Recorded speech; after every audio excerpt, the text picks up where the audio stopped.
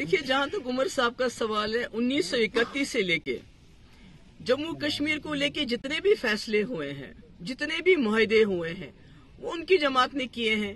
मैं मुआहदा नहीं कहूंगी, मैं उनको बोलूंगी सरेंडर जो हुआ है। और आज जम्मू कश्मीर जिन हालात में है, जिस मुसीबत में है, जिस तकलीफ में है, वो उन्हीं का सारा किया धरा है। उन्होंने पहले हिंदुस्तान के साथ इलाहा किया, इक्तिदार मिला, कुर्सी मिली तो इलाहा बहुत अच्छा था, कुर्सी चली गई तो बोला अब राजशुमारी करनी है। उसके बाद 1975 में उन्होंने इंदिरा जी के साथ अकॉर्ड किया, वो भी कुर्सी की खातिर किया। जिन लोगों ने 22 साल जेल की सजा काटी, उनको क्या दिया उन्होंने? कुछ भी नहीं दिया। उसके बाद कांग्रेस के साथ अकॉर्ड करके मकबूल भट्ट को फांसी दी, वो उसका मुआहदा का वो नतीजा निकला। उसके बाद दूसरा अकॉर्ड किया, फारूक साहब और कांग्रेस में हो गया। उसमें क्या मिला? उसमें यही मिला कि 87 में सिर्फ इसी कुर्सी की खातिर रिगिंग की कि आज हमारे कब्रिस्तान जो है शहीदों से भरे हुए हैं।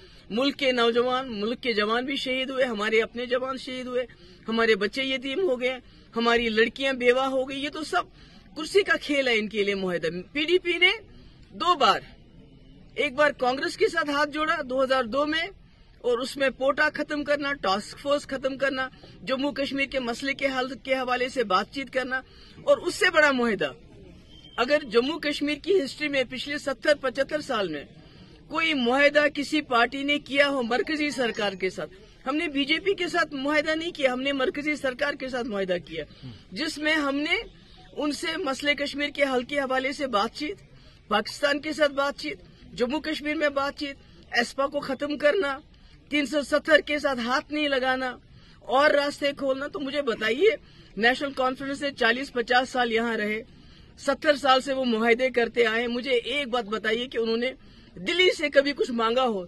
सब कुछ तो दे दिया उनको, हमेशा तो सरेंडर किया।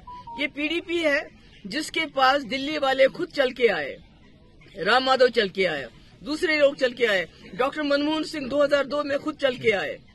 हम तो इनकी तरह, जैसे देवेंद्र रैना ने बोला कि उमर साहब और हम, वो खुद चले गए 2014 में दिल्ली बीजेपी के साथ सरकार बनाने के लिए। उसके बाद 2019 में खुद चले गए सरकार बनाने के लिए।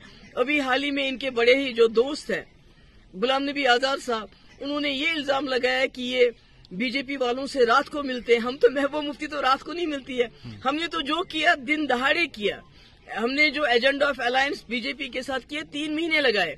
मुझे एक बात जो एजेंडा अलायंस में उमर साहब करके दिखाए ना, करके दिखाए। मुझे इनके पास 60 MLA थे, इन्होंने तो उमर साहब की मिनिस्टर के लिए वो जो ऑटोनॉमी का रेजोल्यूशन है उसको भी डस्टबिन में फेंका। ये क्या बात करेंगे मेरे साथ?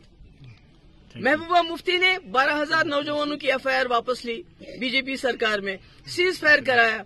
बीजेपी के सारे डेलीगेशन मिनिस्टर अरुण जेटली तक को यहाँ लाया और यहाँ बातचीत के लिए उनको आमादा किया, मगर यहाँ हुर्रियत वालों ने दरवाजे नहीं खोली। तो महबूबा मुफ्ती क्या कर सकती है? कोई ये करके दिखाए जो महबूबा मुफ्ती ने अपने वक्त में किया, या जो मुफ्ती मोहम्मद सईद ने अपने वक्त किया जम्मू कश्मीर की कौम के लिए। हमने तो कौम को इस खून खराबे से बाहर निकालने के लिए हर इकदाम उठाए।